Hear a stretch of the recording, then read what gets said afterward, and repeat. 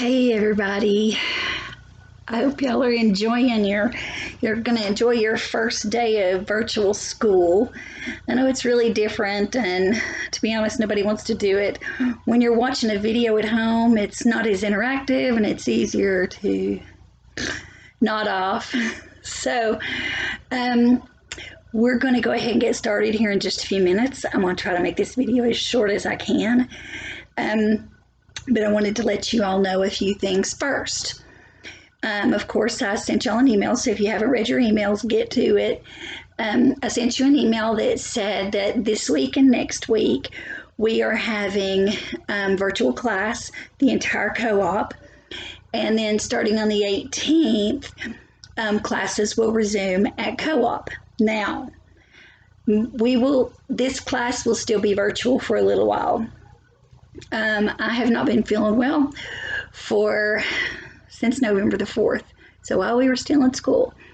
And I'm going to have surgery, and it's a very extensive surgery, and it will take me quite a while to recuperate.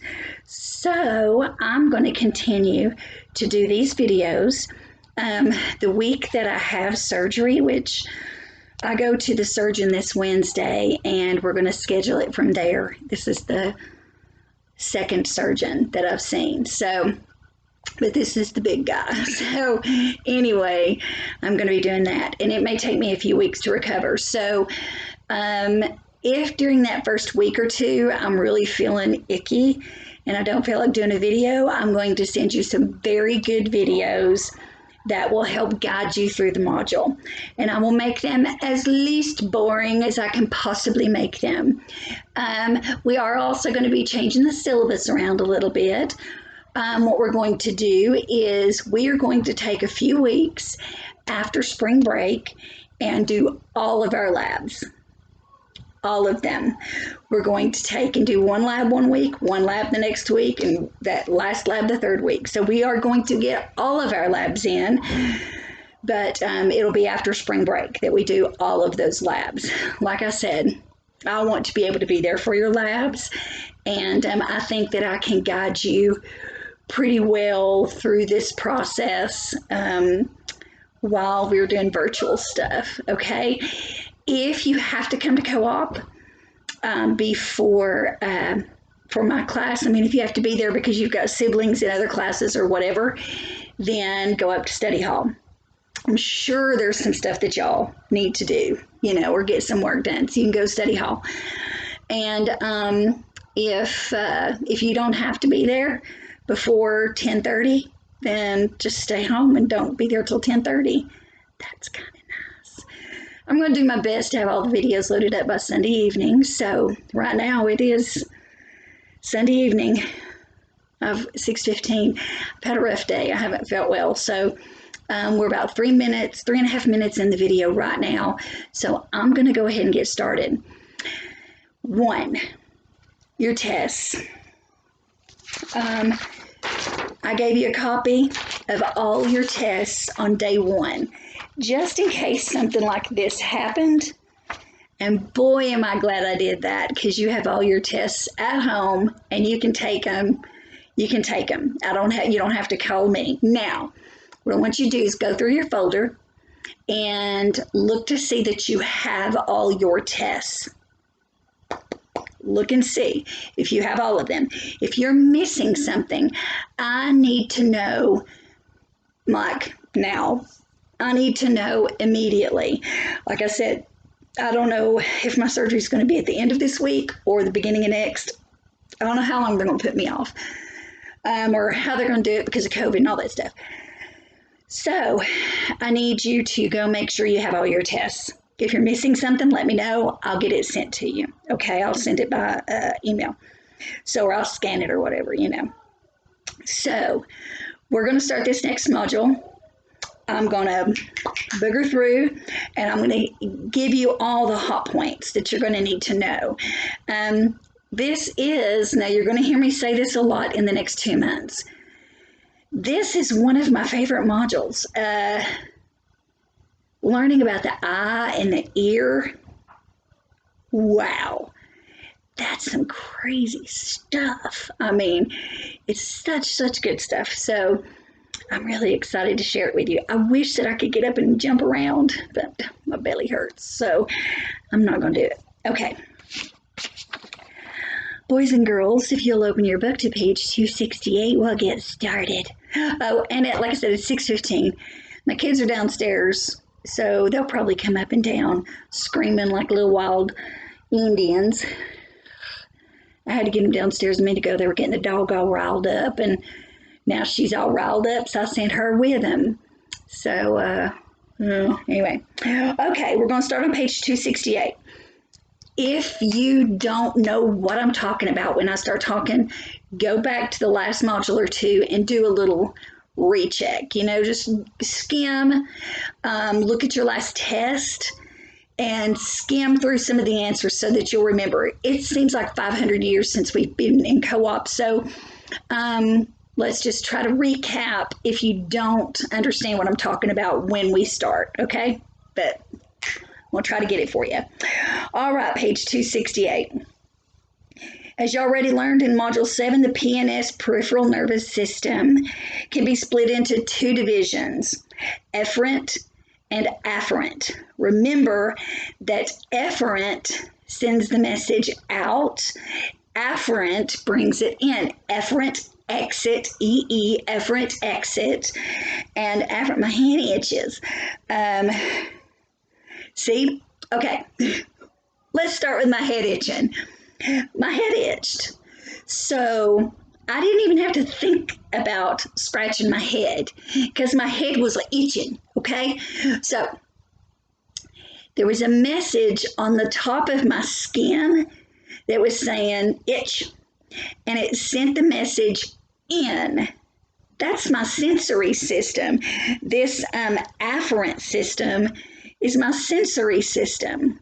It's sending the message in. And then my brain shoots out a message to my arm to scratch. Doesn't it just feel good sometimes to scratch your head? Look here what happens to my hair when I start scratching. Oh, Lord, when I start scratching my head. I kind of look like I've been through a wind tunnel. Or is that good? I don't know. I should never, ever teach where I can see myself because I have this habit of fixing my hair when I can see myself. So, the peripheral nervous system is made up of your efferent and afferent divisions, okay? Efferent or the motor, that's what makes you move. My brain sent a message to move and scratch my head. The afferent or the sensory, my head sensed an itch, so I scratched. Blah, blah, blah, where was I? It's sending messages from the receptors. Okay, we already know that. Remember that the efferent division can further be subdivided into two other systems. The somatic motor system, SMNS, somatic motor nervous system, and the autonomic, remember that means it happens without you knowing it, nervous system. The most obvious difference between the two are the effectors control the SMNS, and those are the skeletal muscles. And the ANS controls the smooth, cardiac, and glands. Smooth muscles, cardiac muscles, and glands. You don't have control over your glands. You don't have control over your heart beating. Remember, we've talked about that before. You don't have control over the stuff moving through your gut. Remember, you don't eat a chicken and go. You don't have to wiggle around, so that works. Now, let's move along to page 270. All right, on page 270, it's the divisions of the ANS, the autonomic nervous system. Remember, it's stuff you can't control, it's automatic. Doesn't this look kind of weird? That light is so bright. Didn't know that light was so bright. Okay, the first thing that we talk about within the autonomic nervous system is your parasympathetic system and your sympathetic division. So, sympathetic division and parasympathetic division. Now, with the sympathetic division, it causes things to speed up. The parasympathetic division causes things to slow down. The sympathetic division increases the rate and the strength of your heartbeat, and it raises your blood pressure. The parasympathetic slows your heart rate down and therefore lowers your blood pressure. Let's see. Now, remember how we talked about the sympathetic nervous system is part that makes you want to fight. Remember I told you all about Patrick jumping out at my daddy, and my daddy about decked him. He was scared, so it made his muscles punch, right? And then the parasympathetic is the part that slows everything down, and it's what makes you pass out. So, like when it could have happened then if he'd have jumped out at him go, whoo, and just pass out. Okay. Look at this picture. You're going to have to refer back to it on page 271 of this module, figure 9.2. Now, we're looking at the same picture of the same, good law, my brain, your spinal cord. We're looking at those same nerve systems there. But what it's showing you is the sympathetic division and the parasympathetic division. Sympathetic speeds up, gives control to those muscles. Parasympathetic slows down, all right? Now, what it's showing you over on the left-hand side here is the parts that it affects. So, let's see. The little brownie-looking lines are the ones for the sympathetic. The purpley looking lines on the right hand side are from the parasympathetic. It can affect the same organ. That's pretty cool. But how it affects it is very different. So up at the top you can see that the lacrimal glands are provided by the parasympathetic division. The eyeball, the iris, remember, okay, if somebody gets really excited, a lot of times it'll either make their irises dilate or it'll make them contract. Next we go on the left-hand side here, we've got your lungs and your heart. Now, if your blood pressure starts to drop a little bit, sometimes your respirations will slow down as well. Everything slows down. But also, if you need to be on the move here, it'll speed it up. And that's what happens here. Remember when we talked about how when you start running, you, right? You don't go,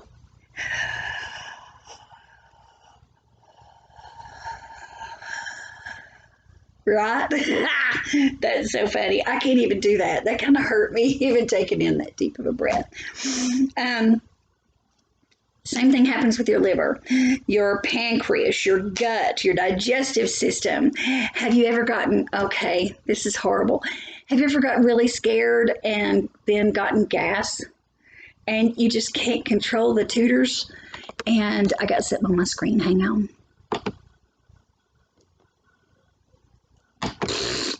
It ain't going away. Okay, it's just gonna stay.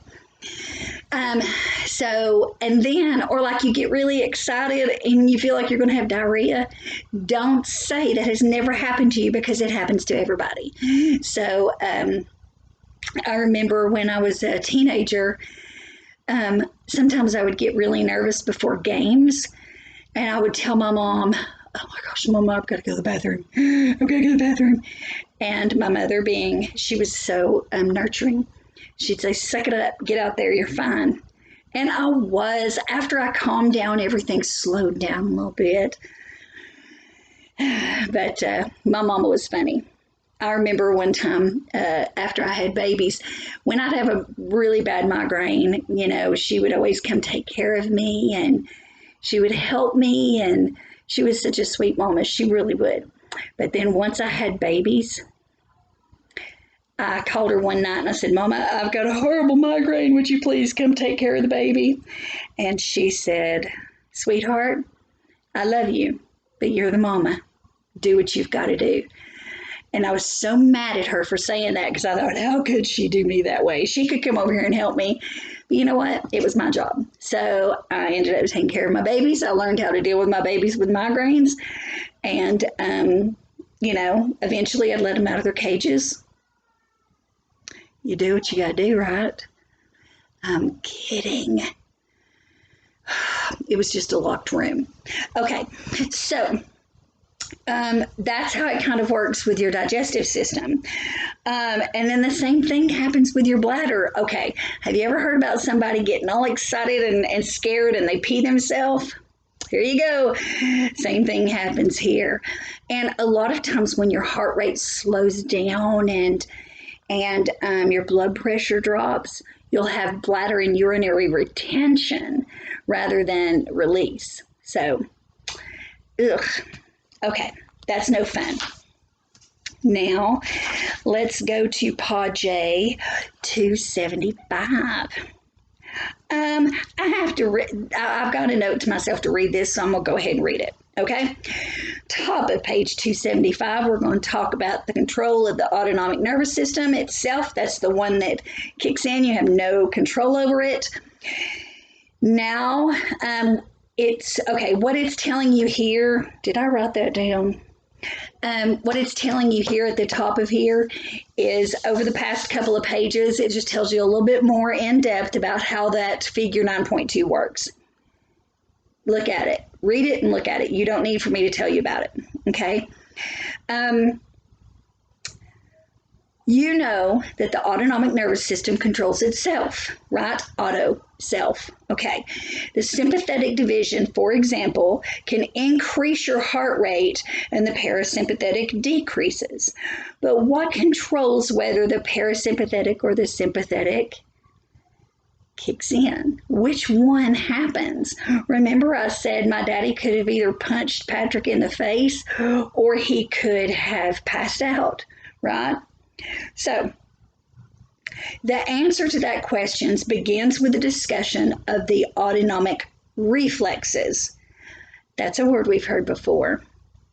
You've already learned about the reflex arch.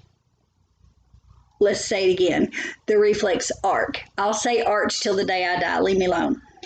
They control the reflexes in the skeletal muscles, but how do they work? An afferent going in to the central cord sends sensory information to an association neuron. If need be, the association neuron sends a signal to the efferent neuron that causes the skeletal muscle to contract. Itch, sensory, in, efferent, scratch. Get it? I think you've got it. If you're even listening to me by now, you could have given up completely, but that's on you. It's not on me. I'm doing my work. Okay. Let's see. Blah, blah, blah, blah, blah, blah. The autonomic reflex work in much the same way. A sensory neuron sends information to that association neuron.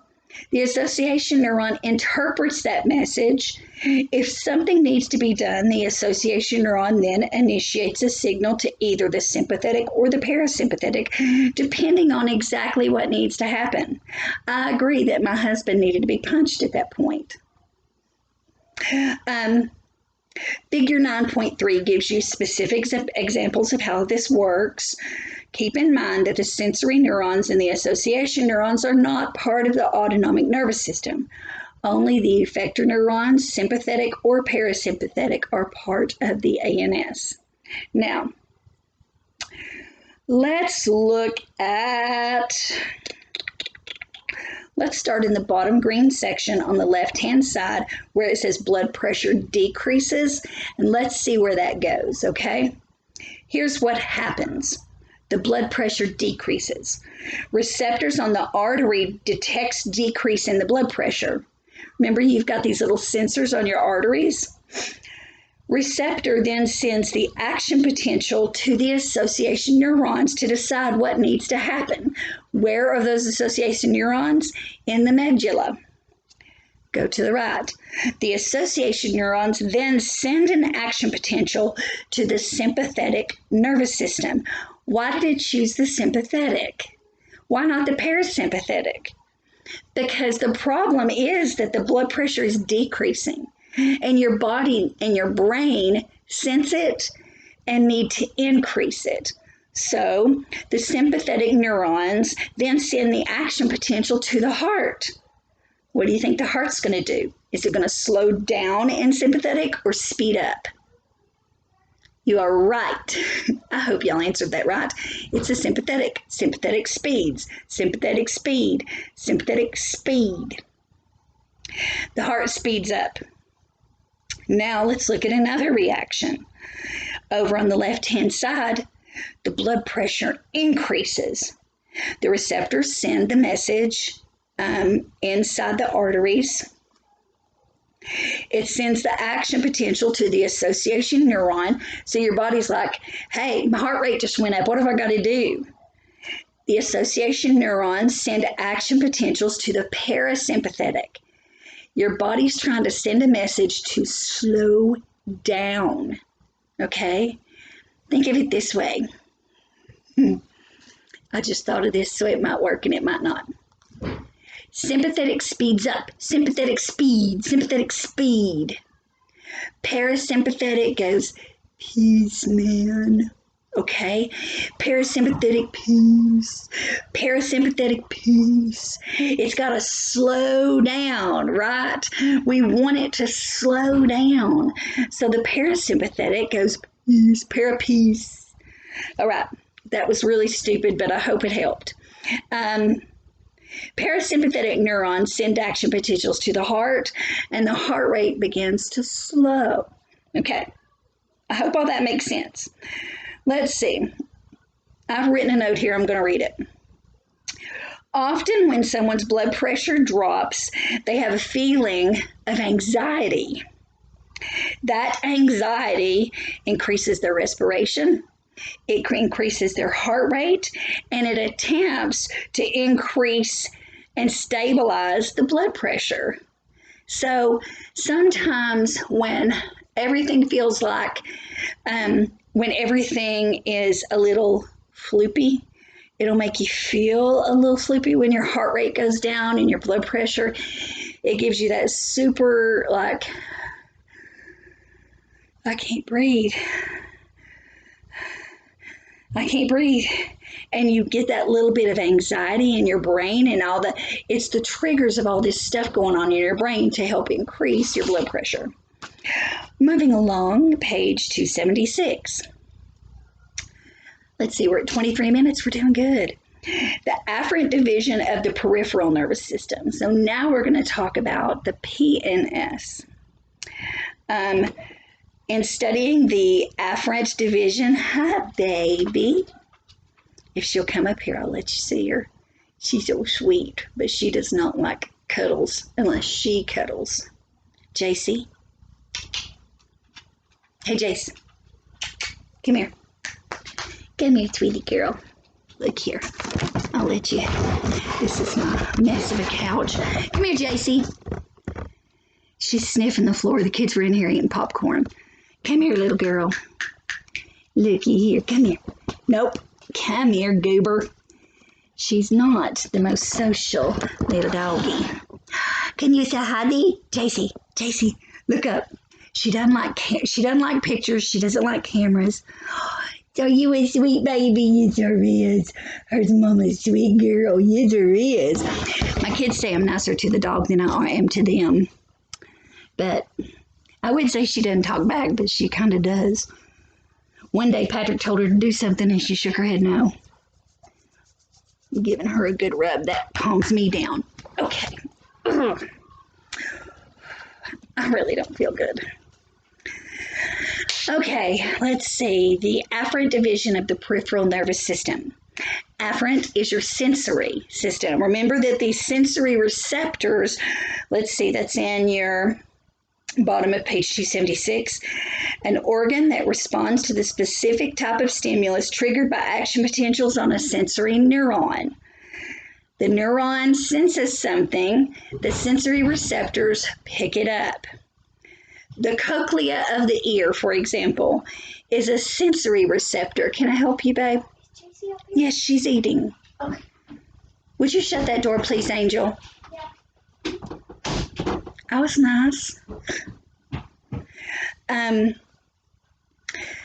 your ear receives this vibration, and those little nerves inside your ear sense the vibration, sends it to your brain, and your brain makes words and sounds and songs and bangs and booms and all the noises that could possibly be, and it determines what they are and how you respond to them. New Year's Eve, we had some neighbors shooting off fireworks till like 2 in the morning. Well, it was right at midnight, and my little doggie was sitting here next to me, all cuddled, and she was cuddling, and hurled up next to me. And she, let me show you this. Look at her. JC, what you see? That's what she does all the time. She stands in the window and looks out. It always kind of freaks me out because I'm always afraid she sees somebody that's out there coming to get me. Okay. So what happened, she was all curled up here next to me, and she started trembling. And then she took off like 5 or 6 times. She took off for Jack's bedroom because she likes to climb under his bed. So she took off for Jack's bedroom. And when she did, it was because that sound from the fireworks, even though it was distant, I mean, we could barely hear it, but it was just a vroom, vroom, vroom, vroom, vroom, in the distance. So she started trembling and she wanted to run away. It really speeded everything up. Well, she has this place that she goes to under Jack's bed, and when she does, she'll calm down. So we tend to let her go back there and crawl under his bed and hide when she gets afraid, and she's very afraid of that. But had she not, I mean, there was no flashing lights, there was no fireworks in the house, but because of the way that her little nerve centers, sensory centers in her ears responded to that noise, it brought a memory or a thought that she was afraid. So she had to go and her body had to calm down. That's pretty cool. That's kind of how this works. Now, let's look at some different kinds of receptors.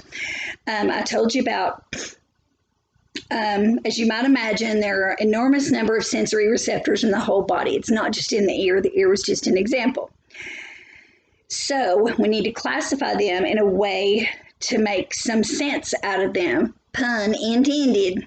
Okay, there are 3 ways you can classify receptors based on location.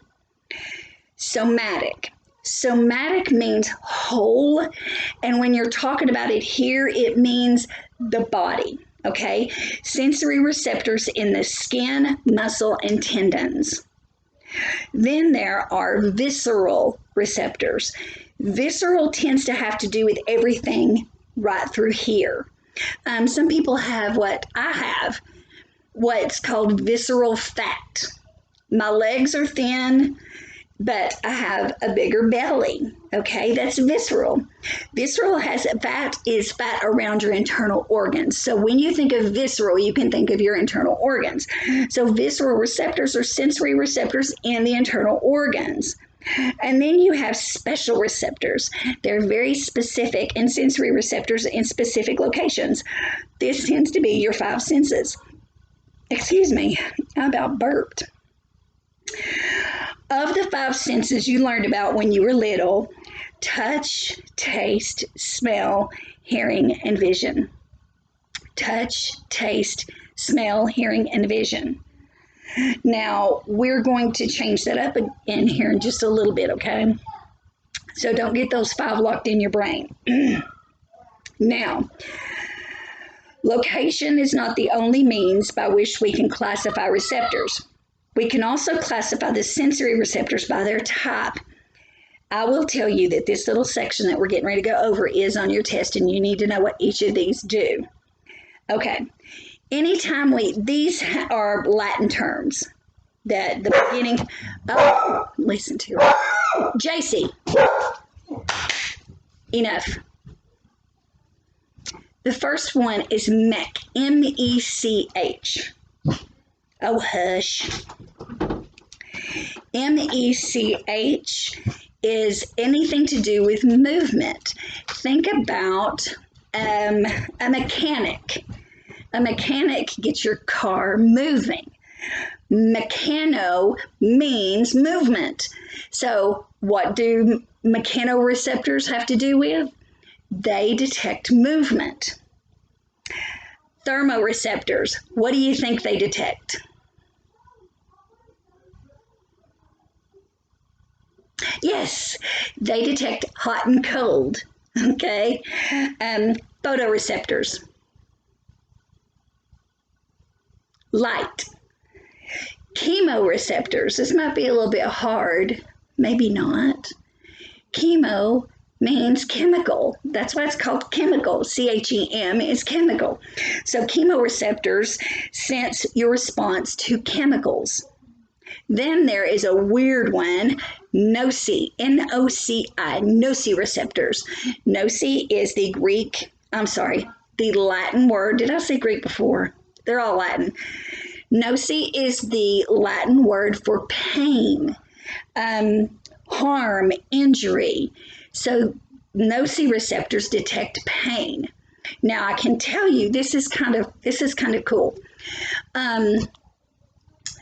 When someone is on drugs for a long time, like for chronic pain, while they're on drugs, the brain, the pills that they take will cause them, it'll block those nociceptors.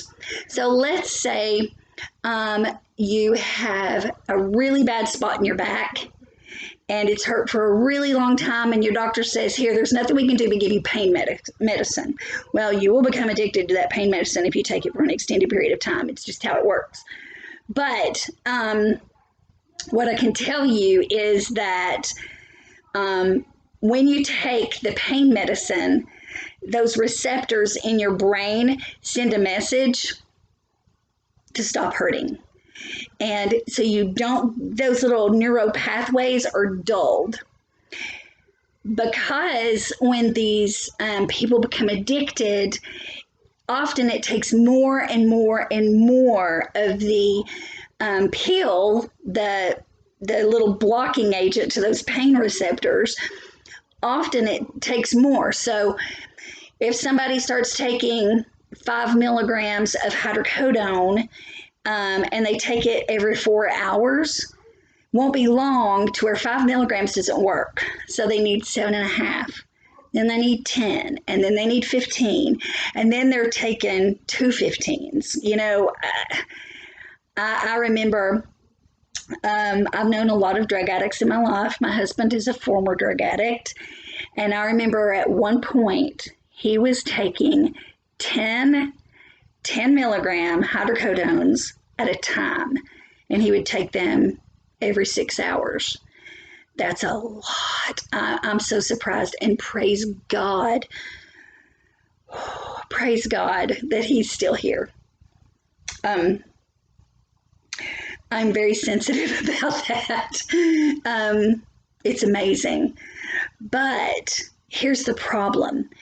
When these people that are addicted to medications stop taking them, their body responds because they have become a necessary part of the body. It's become something that they need. They need this pain blocker. And without it, that part of the brain is just in. So my husband, things that normally do not hurt so bad, like For instance, he had a crick in his back. Has anybody ever had a crick, where you're just like, oh gosh? He had a crick in his back just a couple days ago. And I had a crick in my back not long ago, and I was like, oh my gosh, that's a pain. But I got up, I did my work, I cooked, I cleaned, I, wrestled with my children and my dog, and just did what had to be done. And then I remember it was uncomfortable to sleep and all of that. But because his part of his nervous system was damaged, those nociceptors are still, even though he's been clean for since 2000, 20 years. It was 2000 November. So even though he's been clean for 20 years, those nociceptors were damaged. So stuff that hurt me, like at a mediocre level, hurts him really bad. I mean, his brain just oversenses the pain. And a lot of drug addicts have that problem, and that is why they relapse, because they cannot stand the littlest bit of pain. And that's what nociceptors are. Noci is Latin for pain, injury, or harm. Just thought that was pretty interesting. And it's good to know because, there's a lot of people that are drug addicted out there. Let's see. On the next page, 278, it goes into detail about what each of those do, and we kind of went over that. Let's see. The 5 special senses. Now remember, I told you that you had special receptors on page 277. Special sensors, I said 5 senses, and I said touch, taste, smell, hearing, and vision. That's great. But the special senses do not have to do with those specifically. There's one that is different, and that's the one you need to know.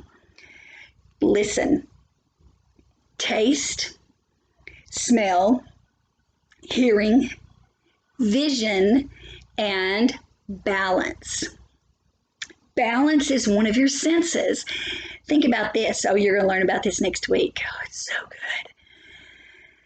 There are these little receptors in your ears, these little rocks. Yeah, you got rocks in your head. There's these little rocks that are inside of your head, in your ear, and they detect and sense if you're balanced, where you are in this world. Remember, the earth is moving. It's going in a circle around the sun, and it's also spinning on its axis. But you don't feel that, and you don't feel it because it's a special sense. Your body has adjusted to that movement. It's pretty cool. Now, let's see. Let's go to page 279, first full paragraph. Not only must we have receptors that respond to stimulus, that stimulus must be equal to or greater than the receptor's threshold. It's kind of what we were talking about a minute ago with the nociceptors. If you take so much pain medicine, it changes your threshold for pain. For example, think about mosquitoes. You can feel some mosquitoes when they land on you. Those usually don't last very long because you slap that mosquito before it even bites you. However, have you reached down and just saw a mosquito on your leg, give it a good smack, and then there's bloody mosquito on your leg? And don't you ever wonder where that blood came from? If it's not yours, could it be somebody else's? Okay, so the mosquito, you didn't feel it land on you. Or if you reach down and you're like, oh, my leg itches, and then all of a sudden, where don't get that big bump? Well, you recognize it's a mosquito bump. So that is called, when you don't feel it land on you, subthreshold, because you don't feel it. You can't sense it. It's too light. Now, to be aware of stimulus, then, we must first have a receptor that is stimulated at or above threshold, what you should or can feel. Let's see. Go on down to that last.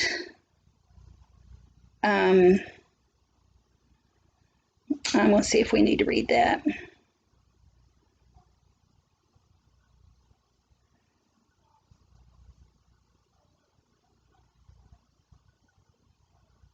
Okay, really quickly.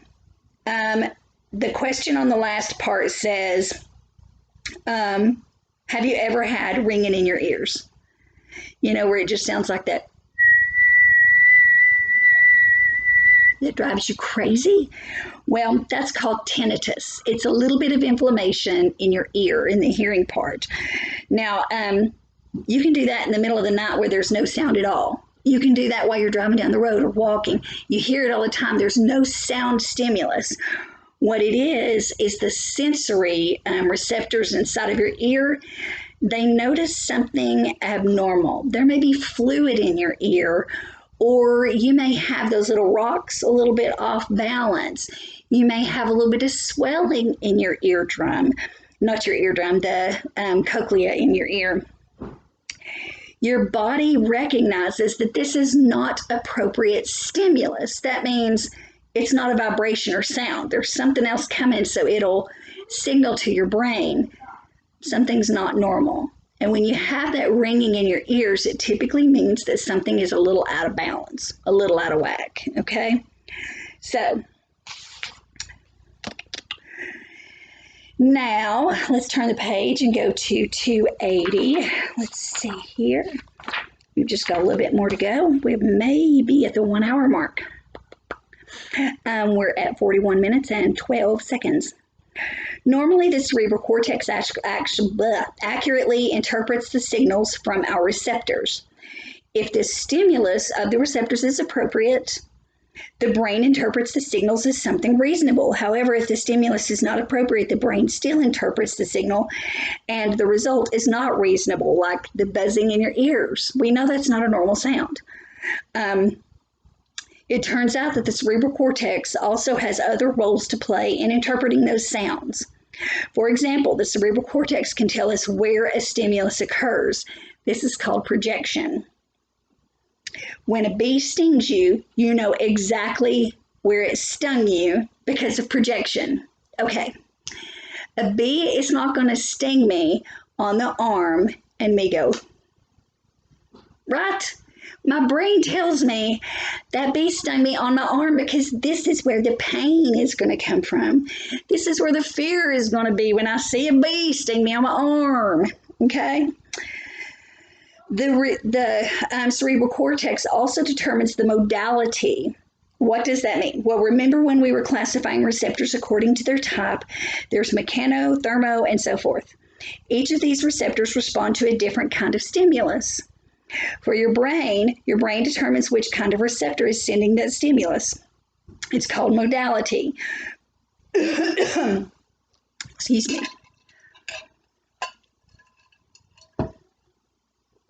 Got a dry throat.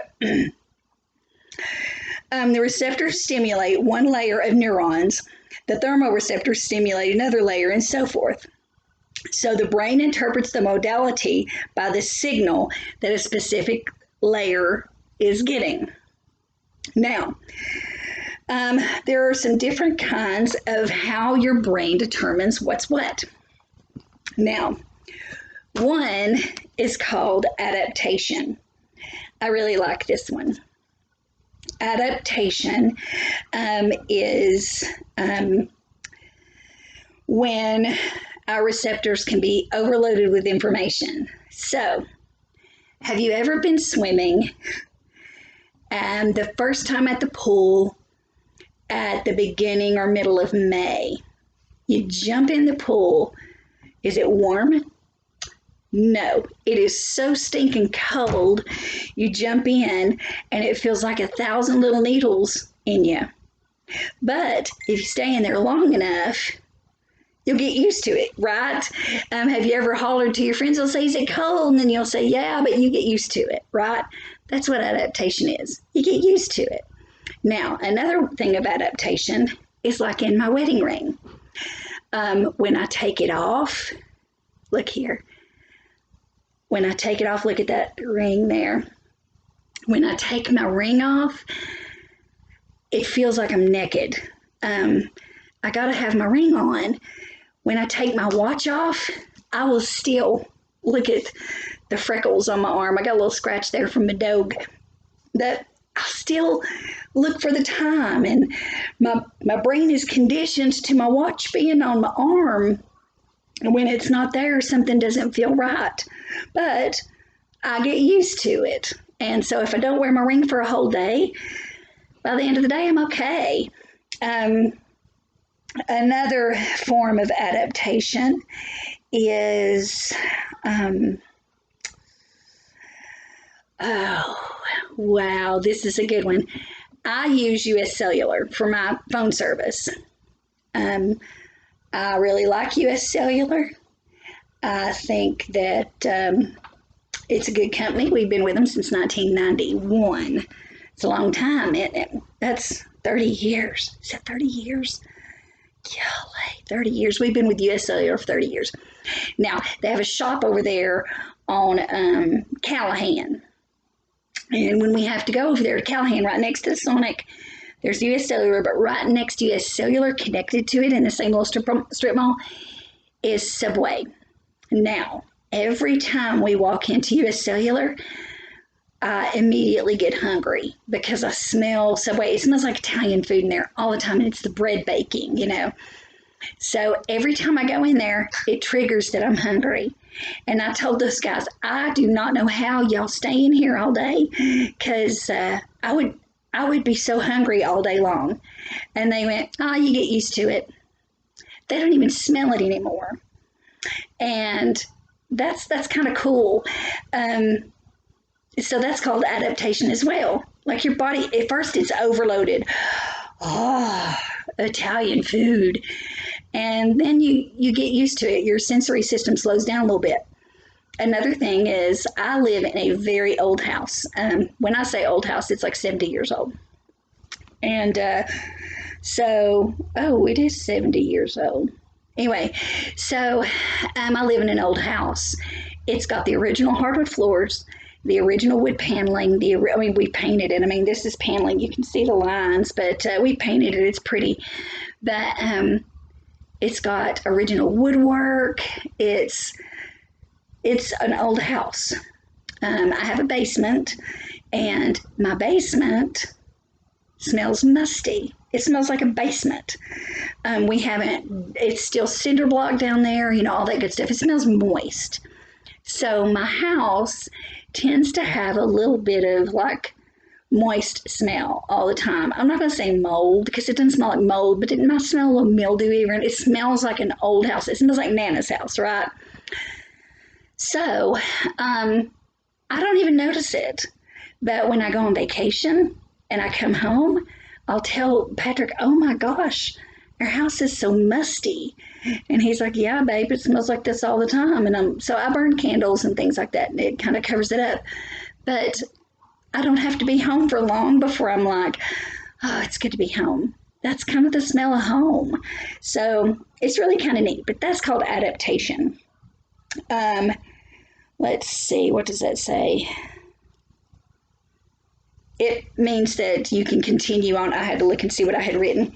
It means that you can continue on without, with that stimulus, and you get used to it.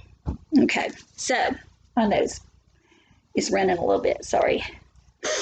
Now let's talk about, well, I tell you what, we're not going to talk about that. I'm going to let you read that because, no, I'm going to go ahead and tell you about it. Okay, let's look on page 281. You have a lab that's an extra credit lab. You'll do it on your own paper, your own time, and it'll be due when everything else is due in a couple weeks. So if you want to do it, that's fine. It is worth 5 points extra credit. I recommend that you do it because it's easy. You can do it at home. You just write it down. We'll talk about that in a second like you need to. The general census, we have been talking about the census in general, but now we need to talk about general censuses. Censuses. Good Lord, I'm spitting now. When we say general census, we mean something very specific. We're referring to the senses that are located in our skin, our skeletal muscle systems, our tendons, our ligaments. It's the somatic sensory system. There are two types of somatic receptors. They are cutaneous, which has to do with your skin, and proprioceptors, and those have to do with your muscles and tendons. So cutaneous skin, remember subcutaneous is below the skin, cutaneous is skin, and proprioceptors have to do with muscles and tendons. So let's look at our little picture here. This looks like pictures that we saw back in Module 2. First, we have the free nerve endings. Those are the ones that are closest to the skin. They're on the surface of the skin, and those are the most common receptors because it's open to everything. Then look here. There's a weird word, Merkel's disc. Merkel's discs let you sense light touch. Light touch. Below that are the hair follicle receptors. If you have a little sister and she pulls your hair, then you're very aware of your hair follicle receptors. The Pacinian corpuscle. Pacinian corpuscles feel that deep dermis pressure. When you go in and you have a massage and they're pushing on those nerve receptors, it's what makes your muscles relax. Deep tissue dermis, deep in the skin. Then you have Meissonier's corpuscle, and that's 2-point discrimination. That's the part I was going to tell you about because I wanted you to read it. Then you have Ruffini's end organs. They're found in the deeper part of the dermis as well, and that is continuous touch or pressure. That, when it says continuous, that's continuous, okay? This is not continuous. This is continuous pressure. That's the difference. Okay, now, let's see. Let's look on page 282. We're talking that, when we talk about the light touch, did you know that your skin can respond to skin motions as little as 1/25,000th of an inch? That's why you can feel the little skeeters drop on you. Okay, now, this next lab. Here is how I want you to do it if you do it. Get a piece of notebook paper. I would really love for you to type it out. That would be very helpful because it would be neat and clean, and then you could just email it to me, okay? What you're going to need to do is write experiment 9.1, 2-point discrimination. Write down the supplies that you use. It gives you the supplies for you to use, but I want you to write what you actually used. The purpose. This is your purpose. Write it down. That's what I want you to do. And then the procedure. Now, in the procedure, you need to tell me what you did. I don't want you to say, I did this, you did that. We try not to use those pronouns. Instead, try to tell me what happened without using I, he, she, we, all that. Okay? Do the procedure. And then at the very end, write conclusion. And in the conclusion, tell me what you saw when those things happened. Tell me the end result. All right? So 5 extra points if you want to do that. I think you should. Now, really quickly, before we wrap up, we're going to talk about the smell. Okay? We're going to talk about the sense of smell. The sense of smell is called olfaction. Where do you have the sense of smell? Where do you get the sense of smell? From your olfactory, that olfactory, the olfactory nerves. Now, the olfactory epithelium, remember we talked about epithelial tissue, so where would the epithelial tissue be for your olfactory area? It's up your nose. Now, this is the really cool part. Look at this picture here. See how it says the olfactory recess? And then above that, it says the olfactory tract. Through the tract is where those nerves send the signals to your olfactory part of the brain. It is where those signals are processed through those neurons. The olfactory recess is a little tiny cutout notch that's way back behind your nose, up there in your sinuses. And did you know that you don't actually smell with your nose? You smell in that little recess, that little tiny section of epithelial skin and cells and nerves is the only place in your entire body that you can smell stuff. So let's say you've got a cold. We're not even going to go into the COVID part of not being able to smell and taste. Let's say you got a cold. You ever get that weird bitter smell up in your nose, and then you try to smell something and it just smells grody? That is because that epithelium is hindered because you got so much snot around it. A lot of times if you have an infection, you'll smell the infection. And smell is directly related to taste. So if you have a cold, you can sit there all day long and eat cotton candy or a Snicker bar or something like that and never be affected. You can't even taste it because taste is directly responding in association to the olfactory epithelium in your nose. So if all that's cluttered up with snot, you're not going to taste anything. You're not going to have that sensory association like you would if you didn't have all the gook up in your nose. Okay, something really cool too is that these neurons in your nose are very different than neurons throughout your body. They can be replaced. So when they're damaged and goopy, after they exfoliate, after they expel, they will be replaced. That's the cool thing about those cells. Now, we're going to talk about something really quickly, and I think that'll be just about be the last of it. This is one of my favorite things to talk about. I was telling my kids about it the other day, and they were laughing. Okay.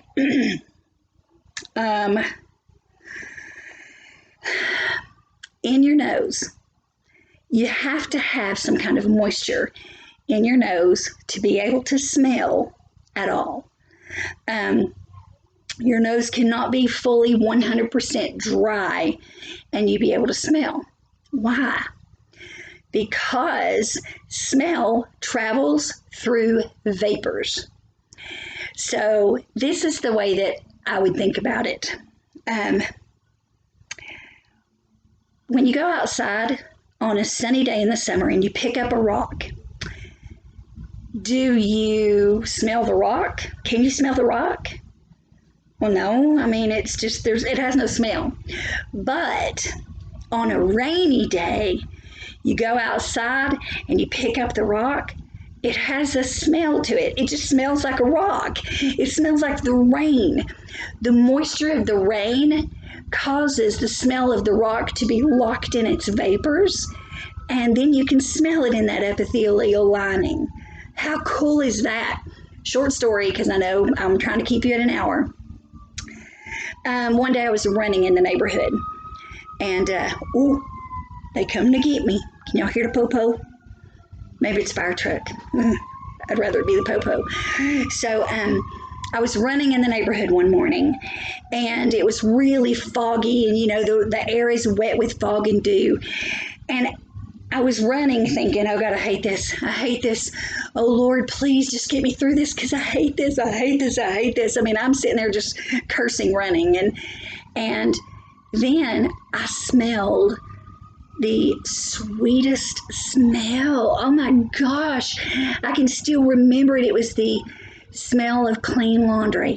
Y'all know that smell right out of the dryer, clean laundry that you could. And you know, in that dew of the air, the moisture in the air, there was somebody running their dryer, and it smelled like laundry detergent and maybe a bounce sheet or something. But the moisture carried the smell.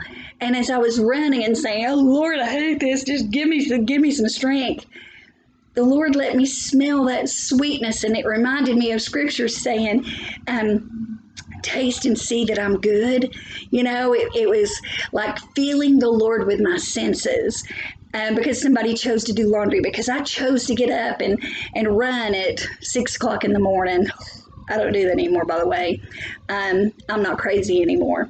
So, but how cool is that I had that moment in time when I did that. And I couldn't have smelled that had there not been some moisture in the air. Now, another thing, this is what I talk about with my babies, your bowels. Everybody loves that smell, right? Well, I have a kid, and I'm not going to tell you which one. I'm not even going to say if it's a he or she. But I'm telling you that when that child expels gas, it does not stink. I kid you not, it does not stink. Every other human in this house, it'll make your eyes water. But this child, I'm telling you, there is no smell. And I used that person's example the other day because inside your gut, you have natural methane gas, but methane is odorless. So if there's methane gas and you do a toot, then how does it smell? Hi, baby. Hi, Sam. So how does it smell? Why does it stink so bad? It's because as the methane gas passes through your bowel, it passes over a wet, moist material in poo. And so it takes the smell of that poo, puts it in with the gas, and pushes it out of your body. And when it does, that moisture is released in the vapor in the room. And, that's when you start looking around and you said, okay, who did that? Well, I know that this one child did not do it, because if that one child does it, there's no smell. Why is there no smell? Because this one child probably poops twice a day. And I am certain that that child, I was about to give you a gender reveal, I'm certain that that child has evacuated their bowel of the poop. And so when he does expel that methane gas that has no smell, it doesn't stink. Now, maybe if I put my nose a little bit closer to the rear end of this child, I might smell a little something. But I ain't doing that. I ain't doing it. So, also natural gas, like natural gas, the kind that you have in your house with your heat and all that stuff. That kind of gas is also methane gas. So that kind of gas is methane gas as well. So how do you know if you've got a gas leak if it has no smell? Well, the gas company in the United States, I think they do it worldwide. I would hope that they would, but they might not. But in the United States, KUB, they put a product inside of the natural gas that gives it a kind of a rotten egg smell, a very specific smell, so that when you smell it, you know that something is not right. So if you smell it, there is natural gas leak, and you need to not light any fires, blow out the candles, turn off the stove, and call KUB, okay? Because that's a big problem. It's a safety measure to put some smell in it. And we only smell it if the vapor is released into the air. So now you know about your toots. You know about how your nose only smells things that are wet or have moisture in it. You've got a 5-point extra credit lab that you can do if you want to. It is due on the 18th. All work must be turned in by 5 o'clock on the Monday that it's due. If you have COVID or the flu, or you're sick and you've been sick all week and you cannot do your work, have Mama text me and tell me that you've been sick all week, or email me.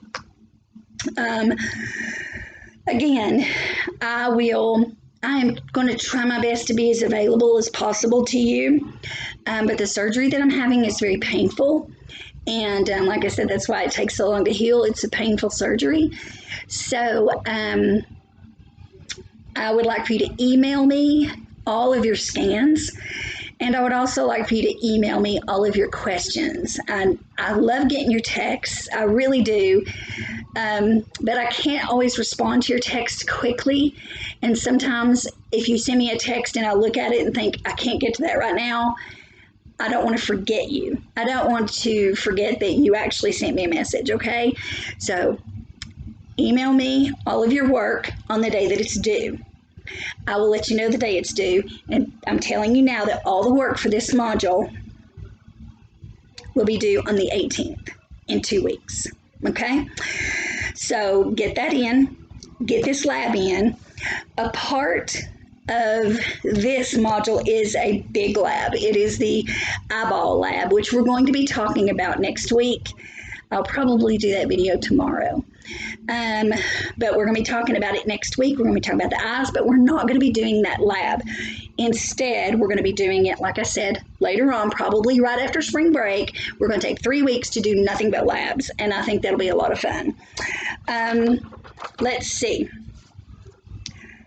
What I want you to do is,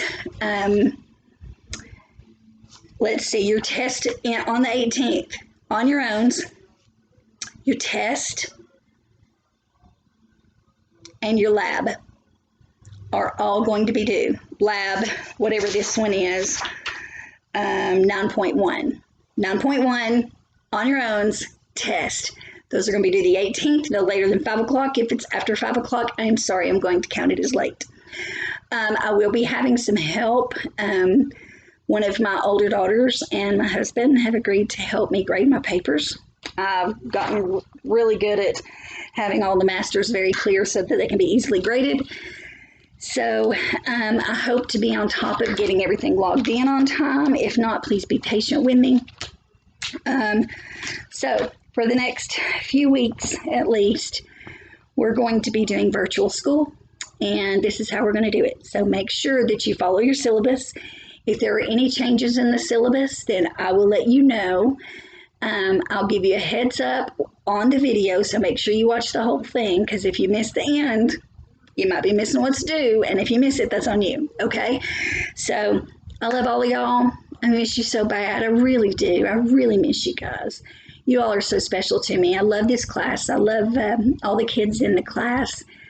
I love to poke at you and make fun of you, and I love your smiles and your laughs and your stories, and I hope to get to see you very soon. So I will send you hopefully by Sunday night, no later than Monday.